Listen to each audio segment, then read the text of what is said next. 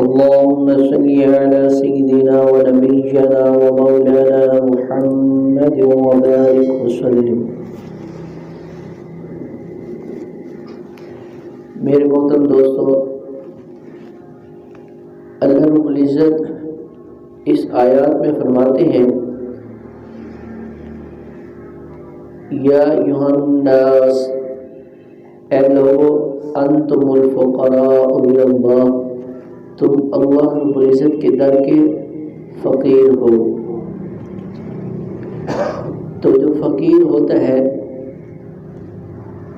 اس سے چاہیے کہ عاجزی اختیار کرے، اپنے اندر سے، اپنے دل کے اندر سے جو میں ہے اس کو نکال دے۔ دیکھیں، اللہ رب العزت کی بے شمار نعمتیں ہم پر ہیں۔ اللہ رب العزت نے ہمیں بے شمار نعمتوں سے نوازا ہے، تو ہم ہر ایک نعمت کو گننا چاہیں۔ وَإِن تَعُدُّوا نِعْمَتَ اللَّهِ لَا تُحْصُوهَا، اللہ رب العزت قرآن پاک میں فرماتے ہیں کہ تم میری نعمتوں کا، ان نعمتوں کا شمار کرنا چاہو، گننا چاہو، احاطہ کرنا چاہو، گن نہیں سکتے، شمار نہیں کر سکتے، احاطہ نہیں کر سکتے۔ تو اللہ پاک نے ہمیں مٹی سے بنایا ہے، خاک سے ہم بنے ہیں، خاک کی نسل ہے۔ ہمیں چاہیے ہم مٹی بن کر، خاکی بن کر زندگی گزاریں، جبکہ شیطان ہمیں درس دیتا ہے کہ آتشی نسل، یعنی وہ آگ سے بنا ہے، ہمیں اسی کی طرف لے کر جاتا ہے کہ تم آتشی نسل بن کر زندگی گزارو۔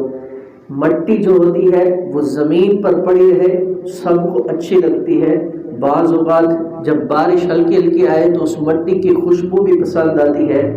تو جب وہی مٹی انسان کے جسم پر، ہاتھ پر، گال پر، یا اپنے خوبصورت جوتوں پر جو ہمیں پسند ہوتے ہیں، ان جوتوں پر بھی یہ مٹی لگ جاتی ہے تو ہم اسے فوراً صاف کر دیتے ہیں، اسے پسند نہیں کرتے، نہ اپنے ہاتھ پر پسند کرتے ہیں، نہ اپنے جسم پر پسند کرتے ہیں، نہ اپنے جو شوز ہوتے ہیں، جوتے ہوتے ہیں، ان پر پسند نہیں کرتے۔ تو اللہ رب العزت چاہتے ہیں کہ میں نے تمہیں مٹی سے بنایا ہے، خاک سے بنایا ہے، تم خاکی بن کر زندگی گزارو، آگ بن کر زندگی نہ گزارو۔ شیطان نے اپنے اندر میں پالی، اس نے تکبر کیا، اس کو اللہ رب العزت نے ہمیشہ کے لیے جہنم میں داخل فرما دیا۔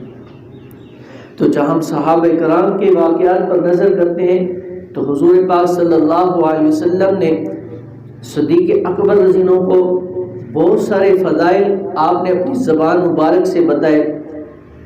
آپ نے اپنی زندگی کے اندر مسلح پر کھڑا کیا آپ نے، اور احد پہاڑ کے اوپر فرماتے ہیں اے احد تو کیوں ہلتا ہے، تیرے اوپر صدیق ہے۔ اور بھی بے شمار حضور نے زبان مبارک سے فضائل صدیق اکبر رضی اللہ عنہ کے بارے میں ارشاد فرمایا۔ پھر آگے دیکھیے، وہ صدیق جو آپ کے ساتھ غار کے اندر ساتھ ہیں اور ہجرت کے ساتھ آپ کے رفیق سفر بنے، آپ کو اپنے کندھوں پر بھی اٹھایا، حضور انہی کے بارے میں ارشاد فرماتے ہیں اگر کسی نے زمین پر چلتی ہوئی لاش کو دیکھنا ہو تو صدیق اکبر کو دیکھ لے۔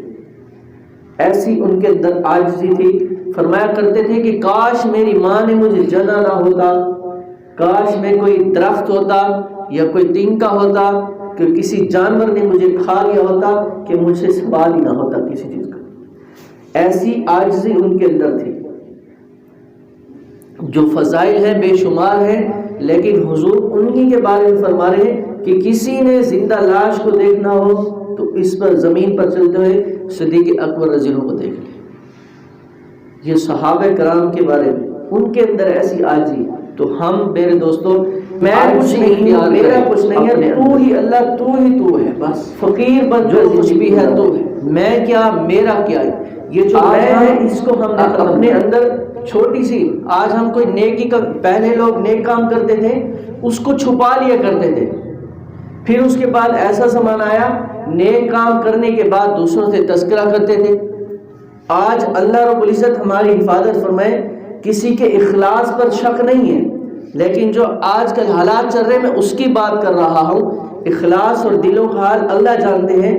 آج ہم جب نیکی کا کام کرتے نہیں ہیں، بتاتے پہلے جی میں نے حج کا ارادہ کیا ہے، میں حج کروں گا، جی میں نے ارادہ کر رکھا ہے مدرسہ بناؤں گا، جی میں نے ارادہ کیا ہے، ابھی نیک کام کیا نہیں ہے۔ تذکرہ کر رہے ہیں لوگوں سے، اپنے نفس کو موٹا کر رہے ہیں، اس کو طاقت دے رہے ہیں کہ میری واہ واہ ہو جائے کہ یہ تو بڑا حاجی نمازی ہے، یہ تو ہر سال حج پہ جائے گا۔ وہ اس نفس چاہتا ہے۔ ہم کہتے ہیں نہیں جی شیطان ہمیں گناہ پر آمادہ کرتا ہے۔ شیطان کو کس نے گناہ پر آمادہ کیا تھا؟ شیطان کس کے کہنے پر گناہ پر لگا تھا؟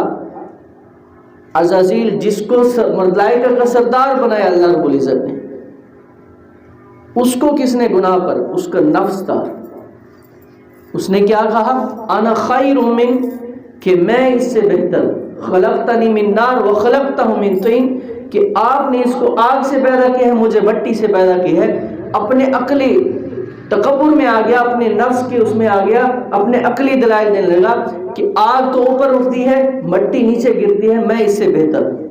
اللہ رب العزت نے کہا وَإِنَّ عَلَيْكَ لَعْنَتِي إِلَىٰ يَوْمِ الدِّينِ، کہ تیرے اوپر قیامت تک کے لیے لعنت ہے، فخرج، نکل جا میرے دربار سے۔ اللہ رب العزت نے اس کو نکالا۔ اس کو کس نے گناہ پر آمادہ کیا تھا؟ وہ اس کا نفس تھا۔ تو میرے دوستو، ہم نے سب سے پہلے اپنے آپ کے اندر اپنے نفس کو مارنا ہے۔ حضرت عمر رضی اللہ عنہ کے بارے میں آتا ہے، ایک مرتبہ مال غنیمت آیا، جنگ کے اندر فتح نصیب ہوئی، اللہ رب العزت نے مال عطا فرمایا، فتوحات کا دور تھا، تو اللہ رب العزت نے جب مال دیا فوراً ممبر پر آئے، لوگوں کو جمع کیا، لوگ جمع ہو گئے کہ کوئی خاص بات کریں گے، اس انتظار میں تھے۔ حضرت عمر رضی اللہ عنہ ممبر پر آئے اور آ کر یہ کہا، عمر تو وہی ہے نا جس کی ماں خشک گوشت چبایا کرتی تھی۔ یہ اس وقت خشک گوشت اس وقت میں چبایا جاتا تھا کہ جس گھر کے اندر غربت ہو، کھانے کے لیے کچھ نہیں ہوتا تھا، اس وقت لوگ خشک گوشت جمع کر کے رکھا ہوتا تو اس کو چباتے تھے۔ تو ہم حضرت عمر رضی نے اپنی عاجزی اور اپنے نفس پر، ادھر ان کے نفس نے سر اٹھایا کہ عمر تو بڑا ہے، تیرے زمانے میں فتوحات ہو رہی ہیں، لوگوں کو فتح نصیب ہو رہی ہے، مال غنیمت آ رہا ہے، نفس نے سر اٹھایا، ادھر نفس کو چوٹ ماری، عمر تو وہی ہے نا جس کی ماں خشک گوشت چبایا کرتی تھی۔ ایسے اپنے سر، انہی کے بارے میں حضور فرما رہے ہیں، جس راستے سے عمر گزر جاتا ہے شیطان بھی وہ راستہ چھوڑ دیتا ہے۔ میرے بعد کوئی نبی ہوتا تو عمر ہوتا، اور اکثر ایسے پردے کا حکم ہے۔ حضرت عمر رضی نے فکر کی، اللہ رب العزت نے وحی نازل کی ان کی سوچ کے مطابق۔ ہم یہ نہیں کہہ سکتے کہ ان کی سوچ پر وحی نازل ہوئی، کیونکہ وحی تو انبیاء پر نازل، ان کی سوچ جیسی تھی اسی طرح اللہ رب العزت نے وحی نازل کی۔ تو یہ فضائل ہے، اور حالت یہ ہے کہ عمر تو وہی ہے جس کی ماں خشک گوشت چبایا کرتی۔ اپنے نفس کو چوٹ مارنا۔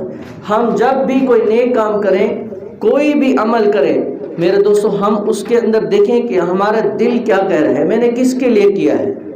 میں اللہ کے لیے کر رہا ہوں۔ گھروں کے اندر چھوٹی چھوٹی بات پر غصہ کرنا، لڑائی کرنا، دل میں جی میری مرضی جو میں چاہوں وہ ہوگا، میں کیا ہوں، میں اپنے آپ کو مٹا دینا، اپنی انا کو ختم کر دینا۔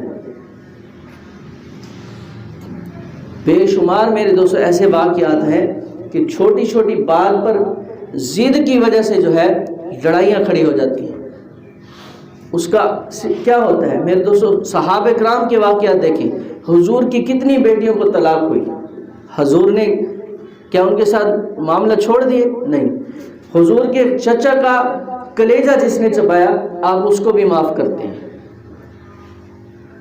آپ کے چہرے مبارک پر گندگی پھینک دی جاتی، نماز میں تھے آپ کے اوپر اوجڑی رکھ دی جاتی، نماز کا جب معاملہ آیا آپ نے بد دعا فرمائی، ویسے کبھی کسی کے لیے بد دعا نہیں فرمائی، کیونکہ وہ اللہ کی ایک عبادت تھی، اس میں خلل ہے، اس پر وہاں بد دعا فرمائی۔ لیکن طائف کا واقعہ ہمارے سامنے ہے، دانت مبارک شہید ہوئے ہمارے سامنے ہے۔ آپ فرماتے ہیں اللہم اغفر لقومی فإنہم لا یعلمون، اللہم اہدی قومی فإنہم لا یعلمون، اللہ ان کو معاف فرما دے، اللہ ان کو ہدایت عطا فرما دے، ان کو پتہ نہیں ہے کہ میں